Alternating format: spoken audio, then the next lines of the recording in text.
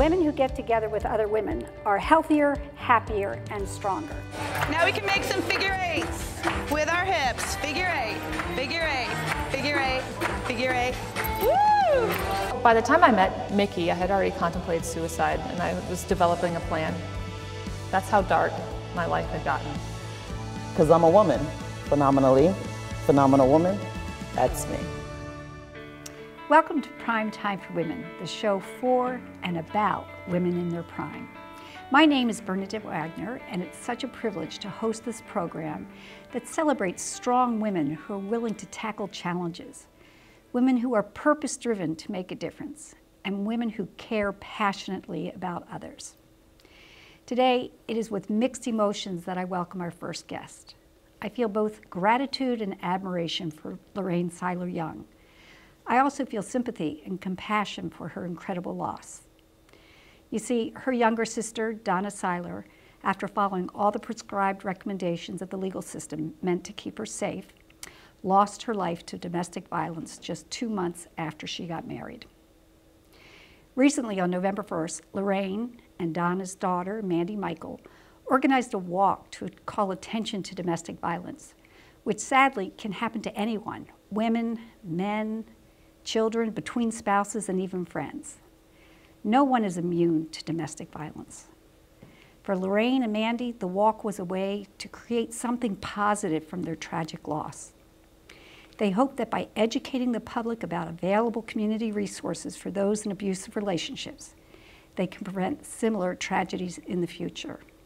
Lorraine, thank you for being here on Prime Time for Women, and I do want to say once again, I'm sorry for your loss of your beloved sister.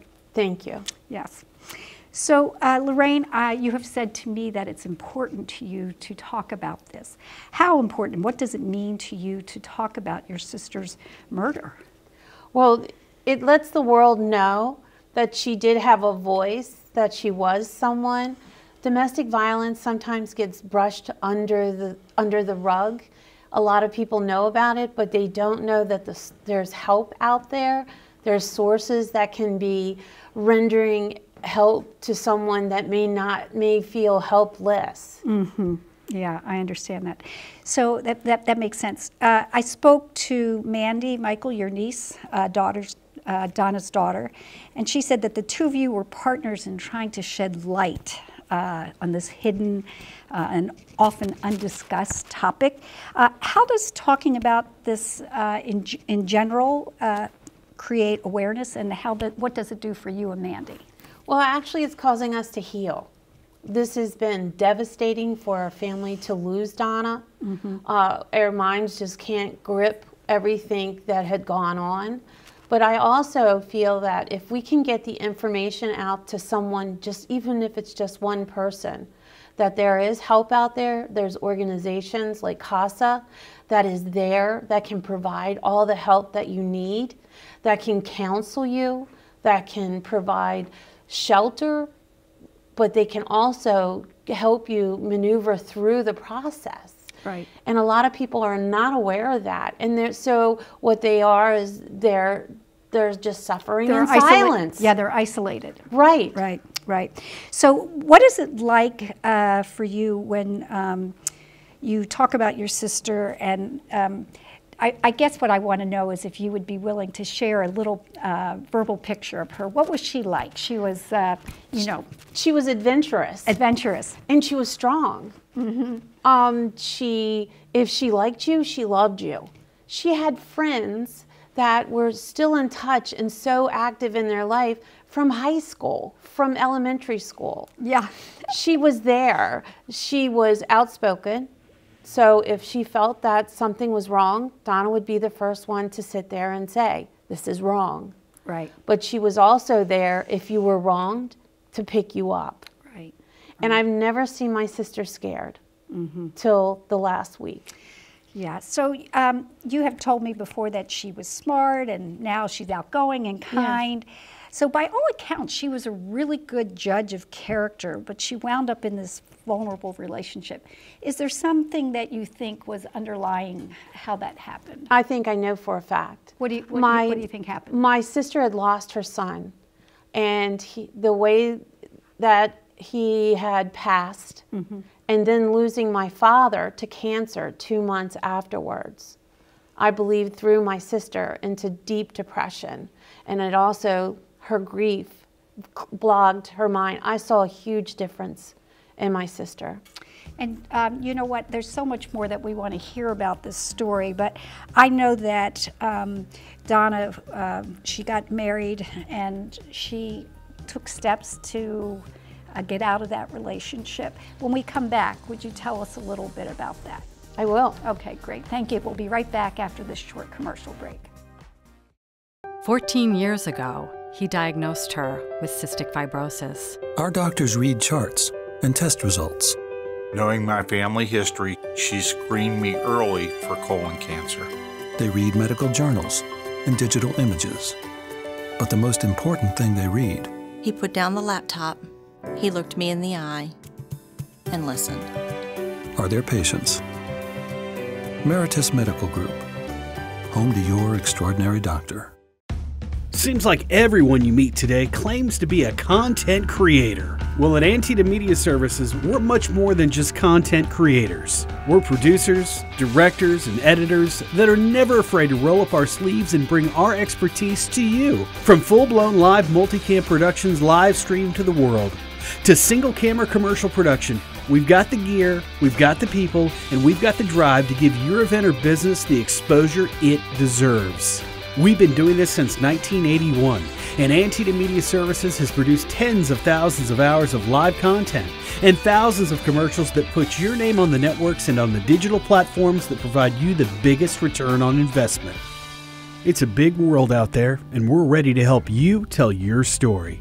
Call, email, or log on to AntietamMediaServices.com and tell us more about your project. 4 decades of experience and never afraid of a challenge. We're Antietam Media Services.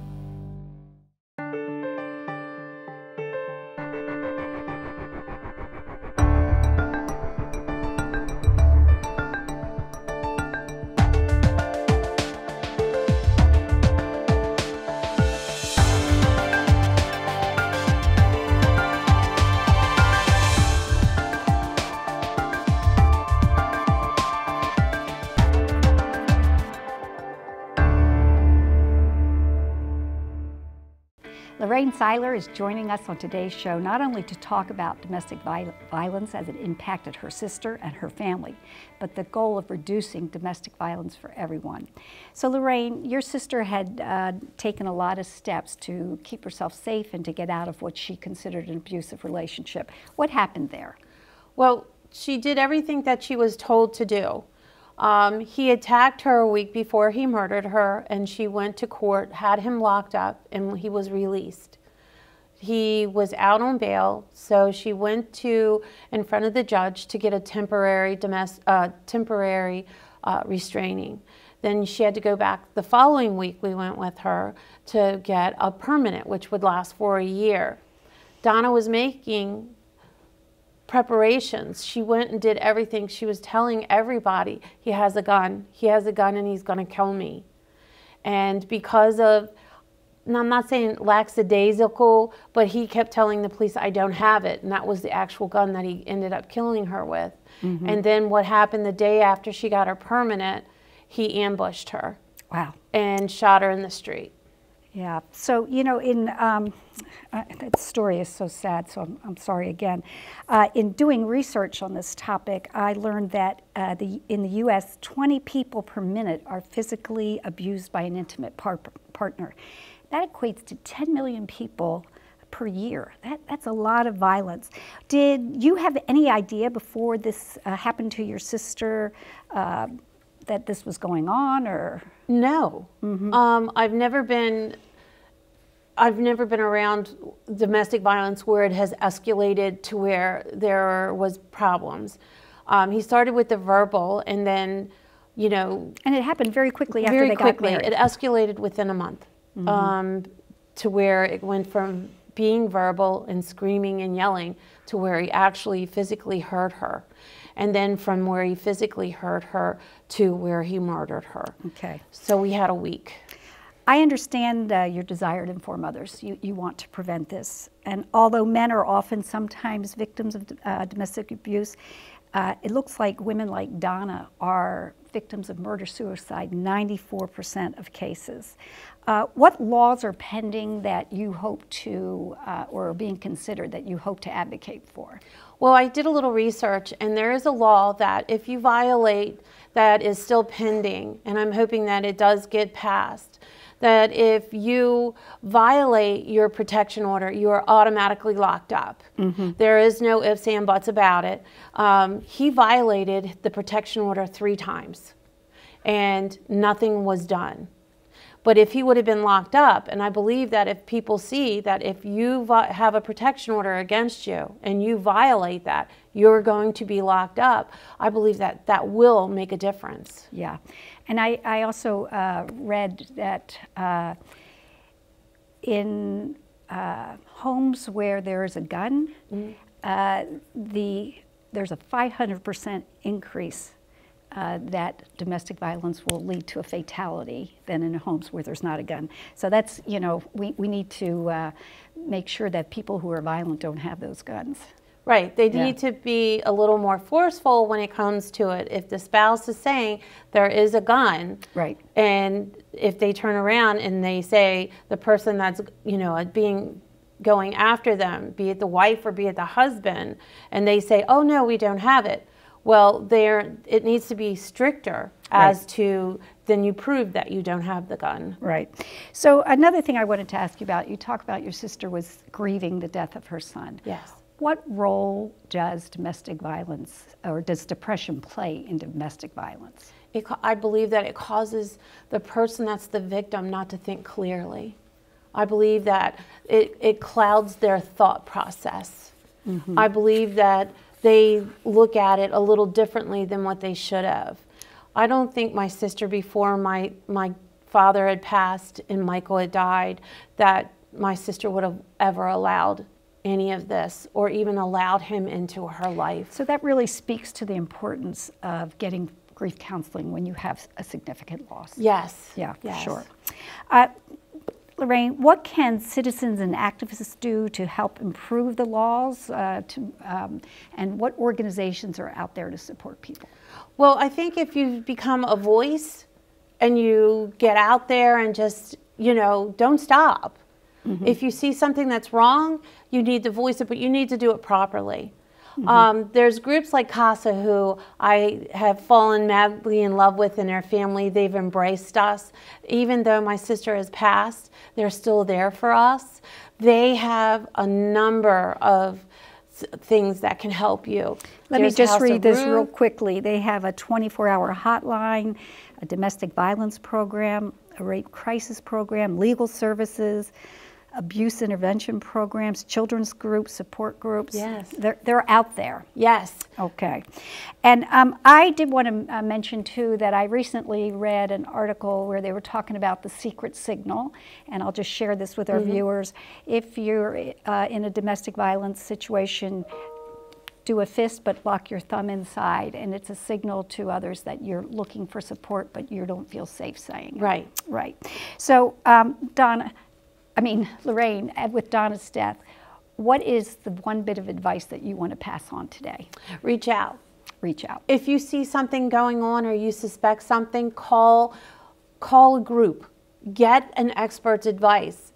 They'll talk to you even if you're not the victim.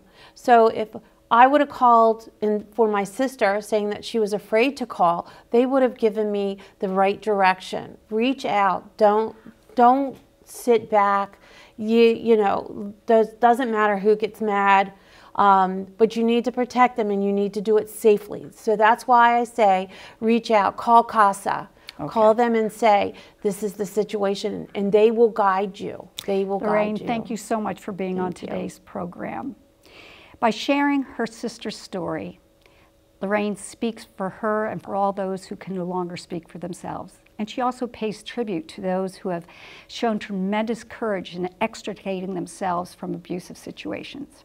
Jean McElvaney, the well-known healer and author of Spirit Unbroken, once said, quote, "You can recognize the survivors of abuse by their courage. When silence is so very inviting, they step forward and share their truth so others know that they aren't alone." We are taping this show just 1 week before Thanksgiving. In the spirit of Thanksgiving and gratitude, I'd like to thank Lorraine for her courage and for reminding all of us that we are not alone. As I always say on Prime Time for Women, we are healthier, happier, and stronger together.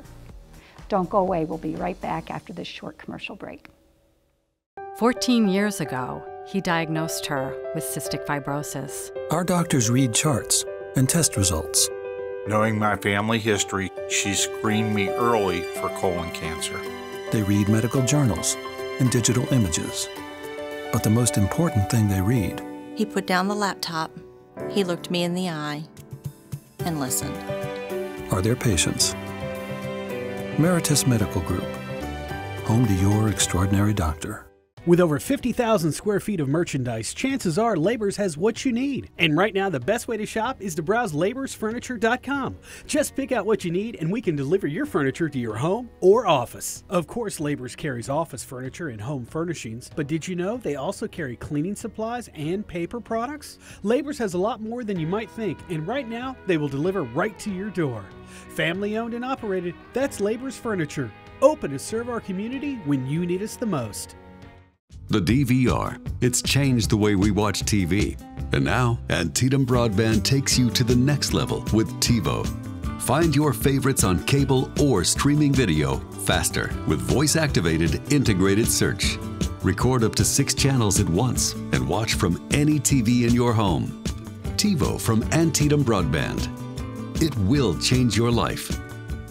Call today or visit AntietamBroadband.com to learn more. Life is a wild ride sometimes. This time last year, who would have imagined that we would be in the 10th month of a worldwide pandemic? COVID-19 has wrought many hardships. That can't be denied. People have been and still are suffering. Over 250,000 people have lost their lives and many more have been incredibly sick.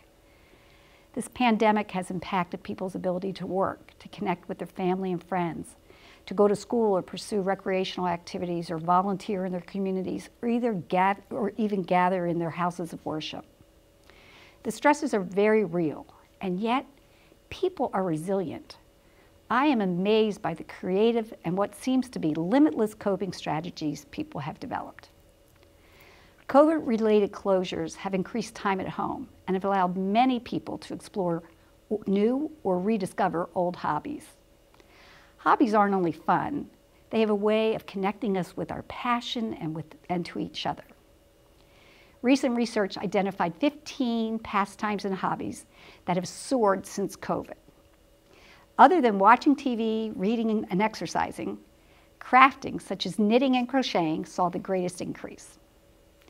Our next guest knows a thing or two about knitting and crocheting and understands its increase in popularity. Melissa Knoll is co-owner, along with her husband, Brian, of The Yarn Shop, a local store located at 98 West Washington Street. She joins us today to share her story of learning to knit and crochet as a way of dealing with stress. In her own words, quote, "I simply needed to refocus my mind and on a whim decided knitting would be the way to do it." Welcome, Melissa. Thanks for being here. Thank you. Thanks for having me.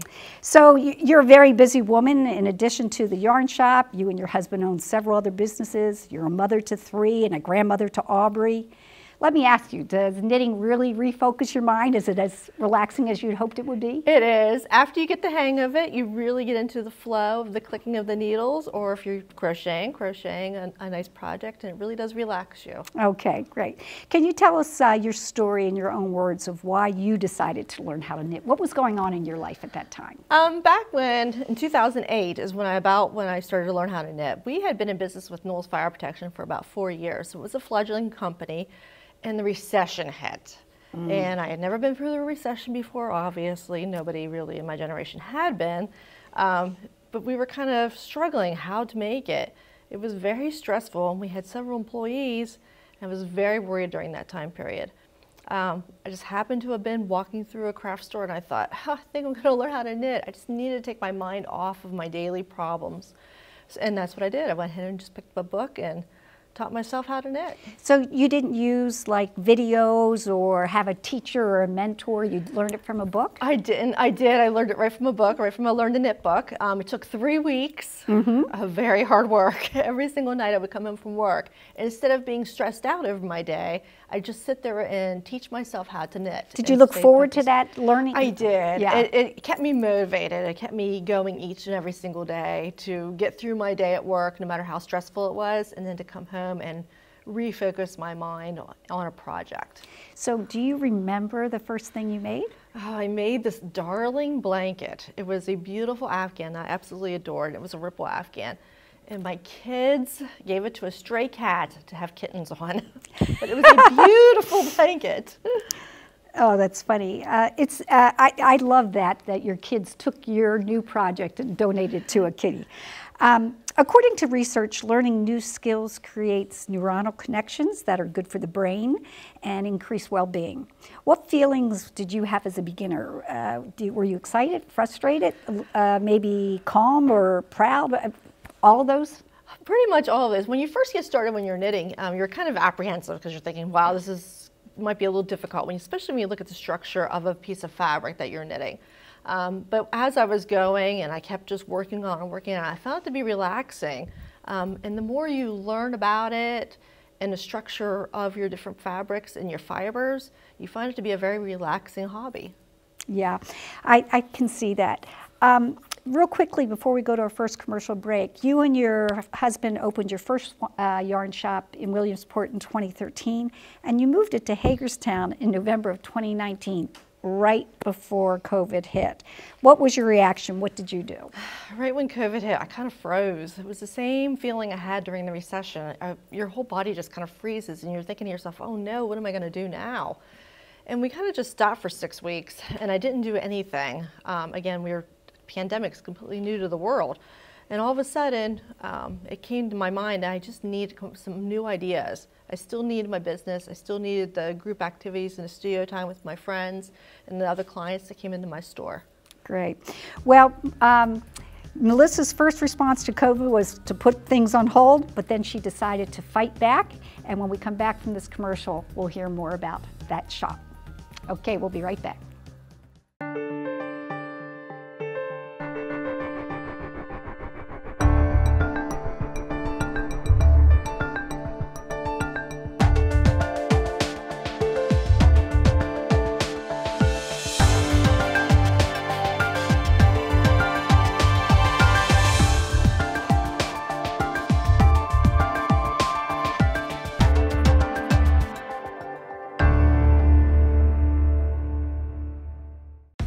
Seems like everyone you meet today claims to be a content creator. Well, at Antietam Media Services, we're much more than just content creators. We're producers, directors, and editors that are never afraid to roll up our sleeves and bring our expertise to you. From full-blown live multicam productions live streamed to the world, to single-camera commercial production, we've got the gear, we've got the people, and we've got the drive to give your event or business the exposure it deserves.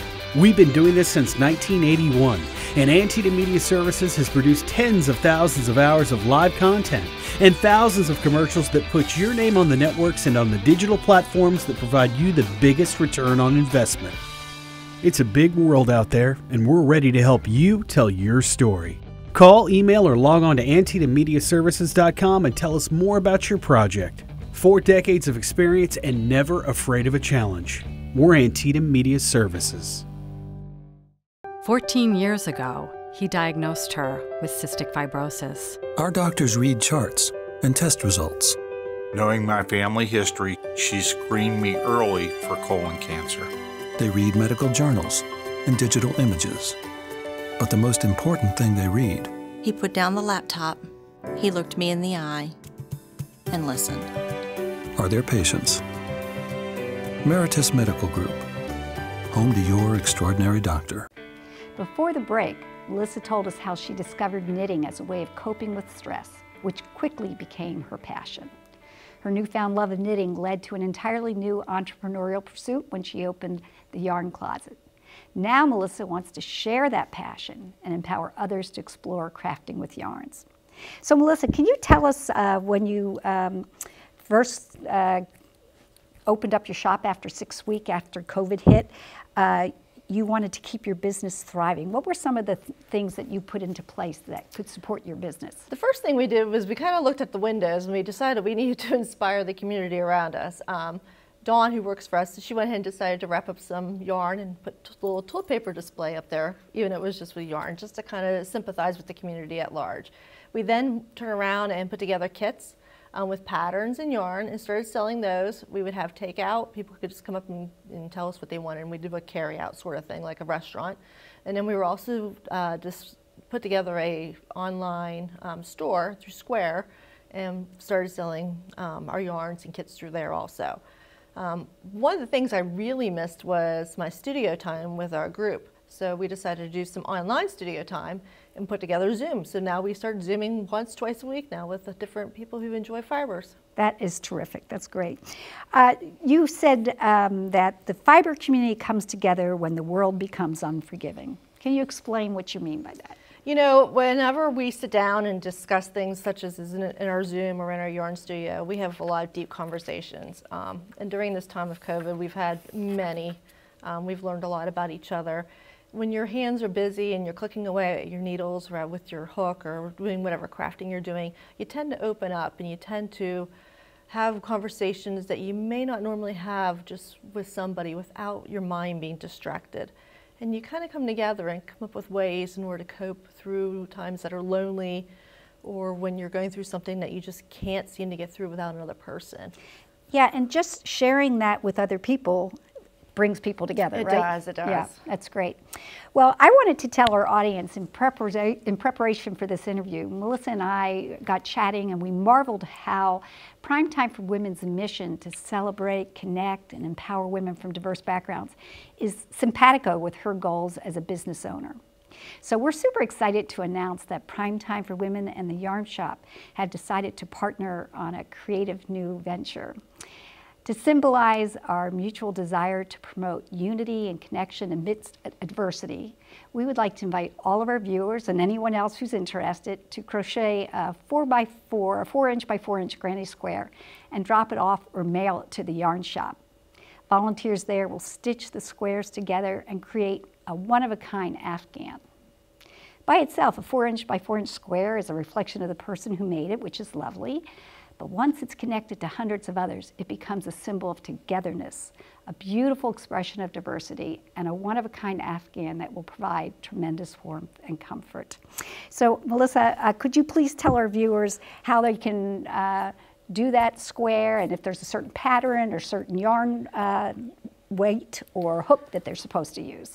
Because everybody has different tensions whenever they're doing their crocheting, I prefer if you just use maybe just a worsted weight or a medium weight yarn. That would work best. And give us those numbers. It's like a number 4 yarn. Number 4, okay. And preferably something washable, like a super washed wool or acrylic, or maybe even a cotton would be good. Don't give us anything like a alpaca or a pure wool, because that would not wash well for the user. And then any pattern of a granny square works, because there's so many of them out there. But the whole end goal is to have it to be a 4 by 4 square. That's great. So no certain hook size, because it depends on the person. Yes, right. Depends on the person. So Melissa, would you, this isn't an invitation just for those who are crocheting experience. You also have an idea of how people can learn how to do this through your shop. Yep, and we'll probably be doing a few Zoom classes, so you can go ahead and learn how to do a granny square, and we'll usually post it up on our Facebook page. Okay, and I'll put it on Primetime for Women's Facebook page. So I am so grateful, Melissa, for you to be here on our show today. As we prepare to celebrate Thanksgiving, I want to express my gratitude for all the women who are strong enough to admit their vulnerability and courageous enough to know that along with others, they can make a better community and a better world. Like the Community Afghan, we are so much more when we come together. The Community Afghan will be raffled off with a portion of the proceeds going to benefit CASA. Those who submit at least one granny square will be automatically entered into the drawing to win the Afghan, and those interested in supporting the effort can purchase their ticket on eventbrite.com. Thanks for joining us for today's show. We'll see you next time. Until then, stay happy, stay healthy.